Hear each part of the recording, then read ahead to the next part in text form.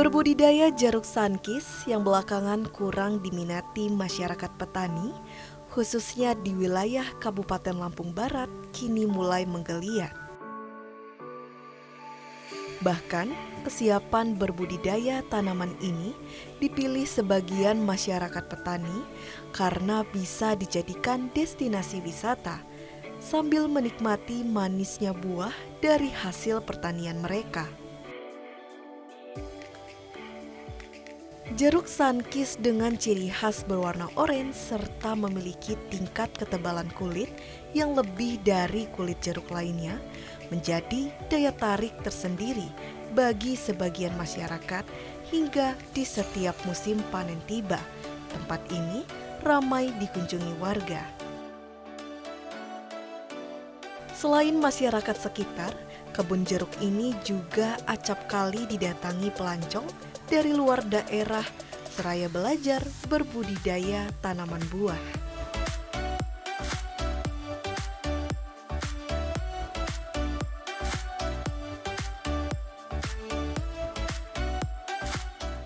Assalamualaikum Bu. Waalaikumsalam ya. Ganggu Ibu, ini Ibu lagi ada kegiatan apa ini Bu? Ini lagi memetik buah jeruk ini. Oke, lagi memetik buah jeruk sankis ya Bu ya? Iya betul. Oke, bisa dibilang kalau kita udah metik ini udah hasil akhir ya Bu dari seluruh proses budidaya jeruk sankis? Iya betul, iya. Oke, tapi sebelum itu saya penasaran deh Bu, dari seluruh jenis jeruk sankis, kenapa akhirnya Ibu tertarik untuk budidaya jeruk sankis? Iya, karena awalnya kan kita di sini sayuran ya Mbak ya. Terus jeruk sankis ini memang cocok di dataran tinggi gitu. Kan cuaca di Lampung Barat ini lumayan ya. Jadi kita nyoba-nyoba nanam di sini. Alhamdulillah berhasil gitu. Karena cuacanya juga cocok. Iya. Jadi dari cuacanya cocok, memang apa Bu? Dari cuaca musim yang tepat untuk kalau kita tertarik mau budidaya jeruk sankis? Ya kalau di sini kan nggak bisa ditentuin ya Mbak ya. Kadang ada hujannya, cuman curahnya cuacanya dingin di sini, jadi cocok aja. Jadi memang harus dengan suhu yang dingin, mungkin lembab, akan cocok sekali ya Bu ya dengan budidaya jeruk sankis. Tanah yang subur juga menentukan ya Bu? Iya. Oke. Kemudian dari segi cuaca, kemudian tanah, ada lagi nggak sih Bu kira-kira lingkungan yang bisa mendukung kalau kita tertarik untuk budidaya jeruk sankis di awal? Sama di sini belum ada. Yang pastinya belum ada yang nanam jeruk ini ya. Biasanya kan di sini banyaknya BW sama sejenis lainnya. Kalau sankis ini memang saat ini belum ada, baru kita sama ada yang satu lagi di lokasi kedua tempat saudara. Jadi kita nyobalah di sini karena memang awalnya memang belum ada gitu. Iya. Jadi kita harus pintar-pintar juga melihat peluang yang ada ya Bu ya. Iya betul. Karena kebetulan di sini belum ada peluangnya sehingga Ibu memanfaatkan potensi di situ. Dari jeruk sankis ini pengolahan itu apa Bu yang harus dilakukan? Misalnya contoh apakah harus di sekitar lingkungan pohon jeruk sankis ini bersih, bebas dari kotoran dan lain-lain atau semacam itu ada tidak Bu? Enggak sih Mbak, awalnya enggak. Saat kita nanam itu memang posisinya lagi ada tanaman lainnya. Jadi kita lobangin aja pas buat pembibitannya itu. Nanti kalau udah mulai dia berkembang nambah banyak, baru kita hilangkan tanaman yang lainnya, kan udah selesai. Maksudnya nggak kita tanamin lagi. Jadi khusus buat jeruk dulu. Kalau awal pertama nanam ya masih ada tanaman yang lain Mbak, masih bisa. Ya. Kalau dari Ibu sendiri, bibit yang didapatkan dari jeruk sankis ini memang dari hasil okulasi yang buat bibit sendiri atau Ibu dapatkan dari toko nih Bu? Kalau enggak, ada okulasinya sendiri ya. Ada kan ada ownernya langsung nih. Posisinya kita ngambilnya langsung dari Jember. Ya, bibit langsung dari sana langsung jadi Mbak. Jadi nyampe sini kita langsung tinggal nanam aja. Tinggal kita nyiapin aja tuh yang mau ditanam tanahnya, ukurannya juga kan. Baru kita tanam. Jadi bibit udah ada yang ngirim. Iya, bosnya udah dikirimin dari sini, dari sana, maksudnya bawa ke sini udah ada. Jadi kita di sini tinggal nanam. Oke. Karena bibit dari hasil okulasi itu juga menentukan ya Bu ya untuk keberhasilan budidaya. Kenapa itu Bu hubungannya? Kurang tahu juga kalau itu ya Mbak. Yang jelas batang bawah sama atas beda. Jadi kalau kita ini yang di atas ini keturunan jeruk Thailand. Iya, gitu. Oke. Tapi kalau dari Ibu sendiri ada tips nggak Bu untuk mungkin para pemula yang tertarik untuk budidaya jeruk sankis, ingin budidaya ini, memilih bibit unggul tuh kita harus lakukan apa? Karena ini juga penting ya Bu ya, untuk bisa menentukan faktor keberhasilan juga nih kalau kita mau menanam jeruk sankis. Ya, yang pertama kita harus milih bibit yang bagus. Bibit yang bagus Iya. itu apa kriterianya? Kita jangan sembarangan memilih, Mbak. Sekarang kan banyak nih, penjual bibit, banyak sekali, tapi belum tentu sama. Terus sama yang sama juga perawatannya harus maksimal gitu. Dari pemupukan, penyemprotan. Jadi kalau misalkan kita milih bibit, yang pertama bibit yang unggul, yang bagus, kan memang sudah ada ya. Sudah ada dan itu benar-benar harus kita beli dari toko yang terpercaya ya Bu ya. Memang hasil dari okulasi. Betul. Oke. Selanjutnya kalau kita udah nanam ya itu tadi kita harus benar-benar merawatnya harus maksimal, iya. Jadi walaupun sama aja bibitnya, belinya juga sama, tapi kalau perawatannya nggak sama, kurang maksimal, buahnya hasilnya juga berkurang. Tuh, jadi bisa saya simpulkan walaupun bibit yang kita sudah dapatkan itu hasilnya kualitasnya bagus, juga tidak menentukan kalau tidak diimbangi dengan perawatan yang bagus juga ya Ibu ya.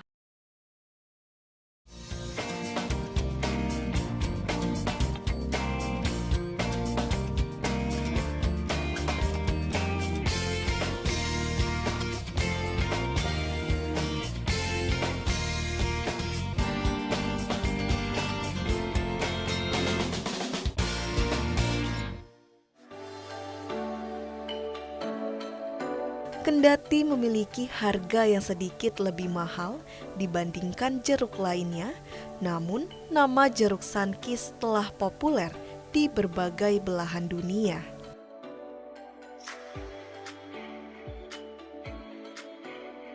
Ciri khas dari jeruk ini, kulitnya sangat merekat pada daging buah, sehingga untuk mengupasnya dibutuhkan teknis yang berbeda dengan jeruk lainnya.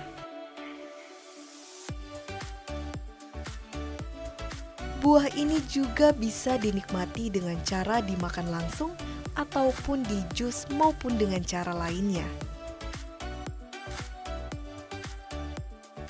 Jeruk Sunkist dalam ilmu kesehatan diketahui memiliki kandungan serat, zat besi, vitamin C, kalori, potasium, karbohidrat, gula, protein, kalsium, dan tiamin.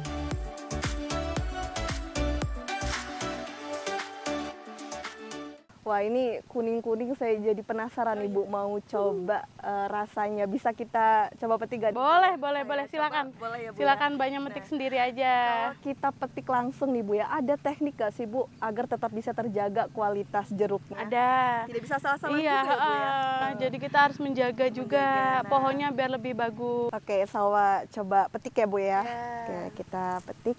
Nah ini gimana Bu? Teknisnya langsung aja. Agak di bawah dikit aja. Agak di bawah. Nah, iya. Agar tidak merusak batang ya Bu ya. Kita tinggal petik. petik. Oke, selesai. Nah, ini juga memang jadi salah satu teknis kita tidak boleh motong hingga batang ke atas ya Bu ya. Kalau terlalu panjang, dia akan mengenai jeruk yang lain. Iya, jadi berlubang nanti bisa cepat busuk loh, Mbak. Harus menjaga juga walaupun sudah dipetik, kalau batangnya terlalu panjang nanti bisa nusuk ke yang lainnya. Ke yang lain. Jadi memang harus sedekat mungkin ya Bu ya dengan atas. Kalau ada daunnya memang lebih bagus, kalau ada gitu. Kenapa tuh Bu harus ada daunnya agar Menarik. Iya. Kebanyakan pengunjung kan seperti itu. Mereka mintanya yang ada daunnya biar lebih bagus juga gitu kan. jadi ini untuk dari segi estetikanya Bu ya, biar ada daunnya. Nah, sebelum saya coba nih Bu ya, saya juga penasaran ada nggak sih Bu ciri-ciri yang memang jeruk ini sudah siap dipanen, rasanya seger nih? Ada tidak? Karena kan nggak bisa sembarangan juga. Iya. Kita Kalau asal yang ini petik udah semua mulai jeruk. sih, Mbak. Yang ini udah mulai warna, dari warna, iya. Cuma memang belum terlalu kuning sekali, cuman ya udah manis. Boleh dicoba. Oh, iya. Berarti jeruk yang sudah pasti kuning itu udah pasti manis. Iya, kuningnya sudah tua tapi. Sudah tua seperti ini ya Bu ya. Oke, kalau gitu langsung saya coba ya Bu ya. Boleh. Oke, bantu ya Bu. Ini langsung gini ya Bu ya. Iya, sebenarnya memang dibelah, maaf Mbak ya. Bantu ya Bu. Memang kalau jeruk kita ini modelnya cara menikmatinya dibelah, dia lebih seger. Dan ini salah satu spesial dari jeruk Sunkist juga yang nggak bisa dikupas ya Bu. Memang kan kulitnya agak tebel nih Mbak. Duh nih maaf nih. Ini seger banget nih, airnya sudah ngecur. Kita coba langsung. Oke, jadi maaf Bu. Oh iya. Ya, kita coba ya Bu ya.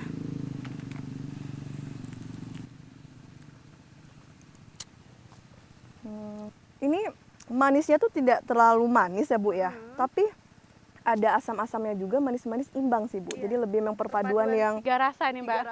Asam, manis, seger. saya juga termasuk yang tidak suka terlalu manis, dan ini jeruk sunkissnya pas sekali ya Bu ya. Coba saya coba lagi.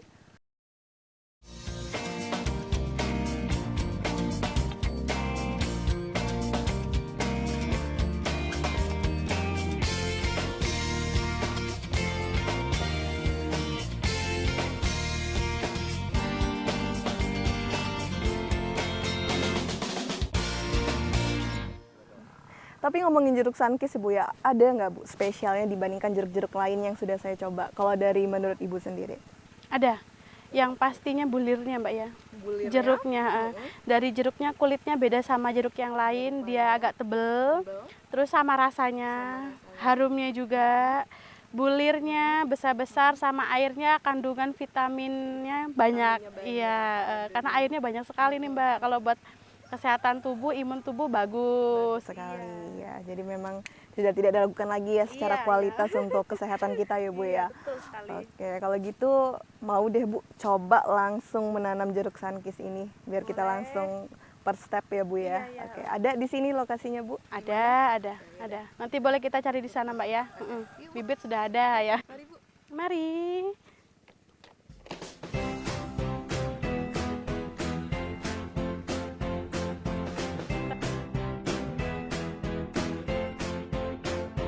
Untuk wilayah Kabupaten Lampung Barat, Yuliana merupakan petani pertama yang mencoba budidaya jeruk sunkiss. Bibit tanaman yang dibeli dari tangan petani dari luar daerah kini berkembang pesat. Setelah 2 tahun menanti terlaksananya panen perdana dengan hasil yang memuaskan, sementara seluruh buah yang dihasilkan dari pertanian ini di setiap kali panen tidak pernah tersisa, karena keseluruhannya habis terjual dan dinikmati masyarakat sambil berwisata.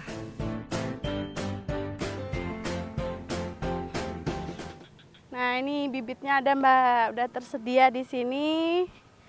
Oke, jadi di sini Bu ya Iya. proses pembibitan. Pertama memang bibit sudah ada di polybag ya Bu ya? Iya betul, polybag yang kecil. Polybag yang kecil. Itu sampai usia berapa Bu di polybag? Kalau itu kita kurang tahu ya Mbak ya. Soalnya memang dikirimin dari sananya Kiriman sudah. dari sana sudah jadi bentuk dalam polybag Iya, Bu ya? udah jadi di dalam polybag, kita di sini tinggal nanam lagi. Tinggal nanam saja yang sudah ada di polybag. Jadi kurang paham juga sih umurnya. Mungkin kira-kira umur 4 bulan ya Bu ya, 4 sampai 5 bulan perkiraan Mbak ya. ya. Oke. Nah, setelah sudah ada di polybag ini langsung kita pindahkan ke mana nih Iya, Bu? ke tanah, langsung kita tanam. Ke lubang tanam, langsung kita tanam. Bisa langsung kita praktekkan ya Bu ya. Iya, ada Bapak ini. Jadi nanti biar Bapak yang ini menanamnya. Ini Bapak kita di sini. Ayo Pak Wo. Ini Bapak yang nunggu di sini udah lama. Untuk saat ini, budidaya jeruk sunkiss telah dikembangkan Yuliana ke berbagai daerah, terutama di tanah milik keluarga yang ada di sejumlah kabupaten kota di Lampung.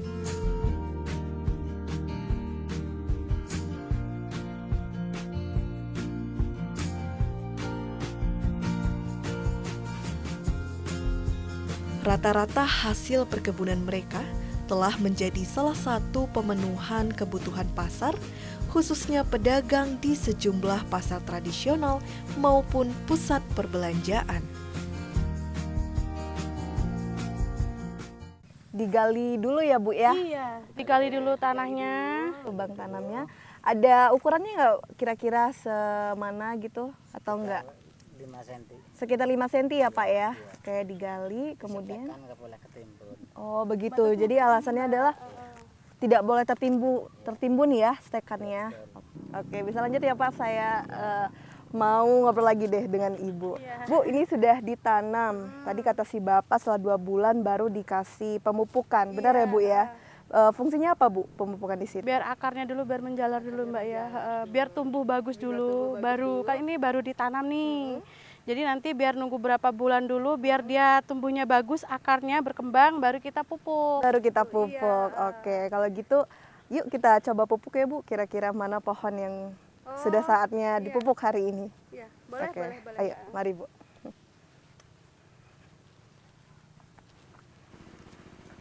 Oke, di mana nih Bu yang kita beri pupuk? Ya, Di sini? boleh, Mbak. Oke, di sini ya Bu ya. Ya, ini kan pupuknya udah tersedia nih. Jadi tinggal kita tabur-taburin aja di keliling pohon. Nah, ini pupuk apa ini Bu yang digunakan? Kalau ini biasanya mutiara blower ya Mbak, sama campurannya yang lain juga ada. Nah, Dan ini biasanya yang digunakan ya Bu ya? Iya. Oke. Coba kita langsung beri pupuk ya Bu ya. Gimana nih Bu caranya gini caranya? aja sih, Mbak. Oh, caranya seperti biasa ya Bu ya? Secukupnya. Biasanya mungkin lebih bagus memang ditimbun. Ditimbun ya Bu ya? Ini ada bekas timbunannya juga ini. Jadi kita keliling pohon Mbak, biar lebih bagus. Jadi biar lebih menyerap akarnya, karena akarnya ini kan semua udah menjalar kemana-mana. Langsung sekeliling ya Bu ya? Iya, biar kemakan semua Mbak pupuknya. Nah, Oke, sudah sekeliling. Memang caranya diberi pupuknya tuh cukup di pinggir-pinggiran saja Bu ya? iya, sebenarnya keliling kita gali dulu. Jadi kita gali dulu, biar pupuknya juga kalau nggak kena air hujan itu biar nggak kemana-mana. Baru kalau udah kita gali, kita kasih pupuk, kita tutup lagi. Nah, dari segi perawatan selain dari pemupukan, apalagi nih Bu yang biasanya dilakukan, rutin dilakukan? Yang rutin tiap seminggu sekali itu penyemprotan.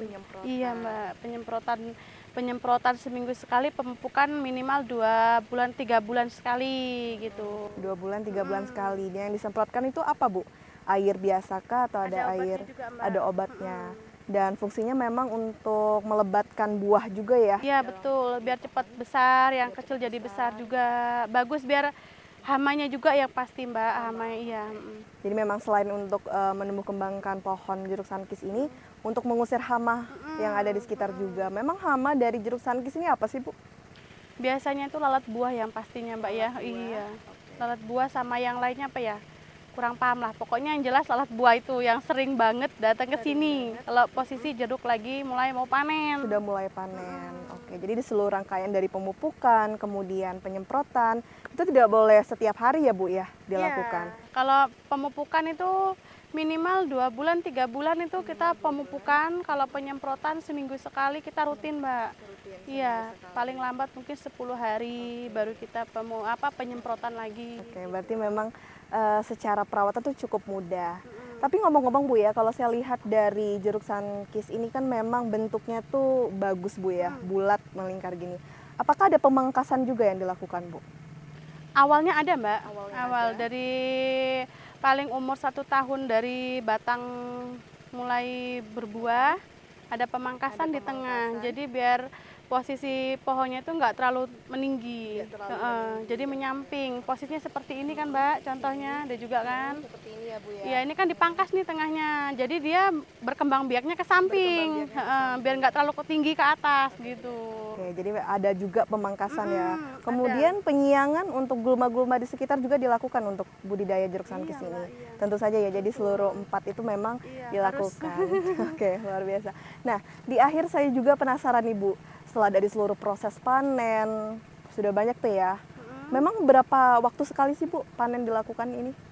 Kalau sekarang udah mulai rutin ya Mbak ya. Mungkin awal-awalnya mungkin kita libur 3 bulan, 4 bulan baru lebih kuning lagi. Kalau sekarang paling minimal cuma 1 bulan biar lebih kuning. Kalau kayak gini kan sebenarnya udah mulai menguning. Tinggal nunggu waktunya biar lebih kuning lagi baru kita buka lagi. Buka lagi, oke. Jadi 1 bulan sekali panen dan dipastikan dari warna jeruk juga sudah kuning ya Bu ya? Udah kelihatan udah mulai tua Mbak. Tinggal nuain lagi sih ini. Oke. Nah, dan biasanya dikirim kemana Bu kalau dari Ibu untuk budidaya jeruk sankis ini dikirim kemana biasanya? Alhamdulillah habis di tempat ya Mbak ya. Alhamdulillah ya. Jadi pengunjung yang kesini terus, pengunjung yang kesini cari jeruknya. Jadi kita nggak bisa keluar-keluar ke sana. Mungkin ada yang mau ngambil banyak bawa ke Bandar Lampung, boleh. Kalau pemasaran tetap di tempat. Oke, wah jadi menarik sekali nih. Jadi setiap pengunjung yang datang selain mereka berwisata buah ini juga Bu bisa langsung beli juga di tempat ya, Bu, ya? Beli, mencicipi, kan udah kita siapkan testernya di depan. Oke, wah ini memang sangat potensi karena dari perawatan juga cukup mudah ya Bu ya. Oke deh, kalau begitu saya juga mau ikut berwisata juga Bu, mau lihat-lihat jeruk yang ada di sini. Mungkin saya bisa foto juga Bu ya, Boleh, sembari coba mencicipi, motong Iya. dan lain sebagainya ya. Oke, kalau gitu makasih ya Ibu Iya, sudah berbagi sama-sama, informasi. iya. Mari Bu. Mari.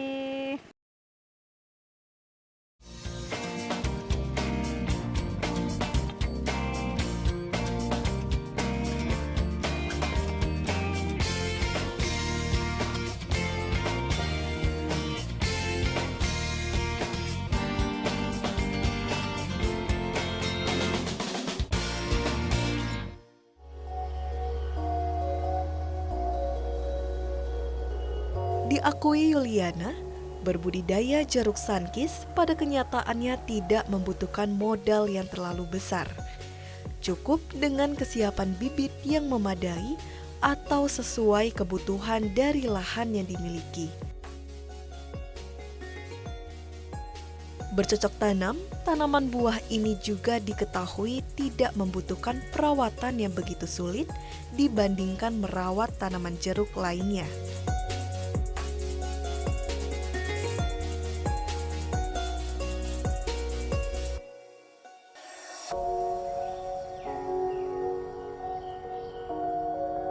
Sebagai petani yang terbilang sukses dalam berbudidaya jeruk sankis, Yuliana juga membuka diri untuk bertukar informasi terkait cara bercocok tanam yang baik, sekaligus sebagai langkah dalam menggapai mimpi menjadi petani yang ikut andil dalam mensukseskan program pemerintah menuju Lampung Berjaya.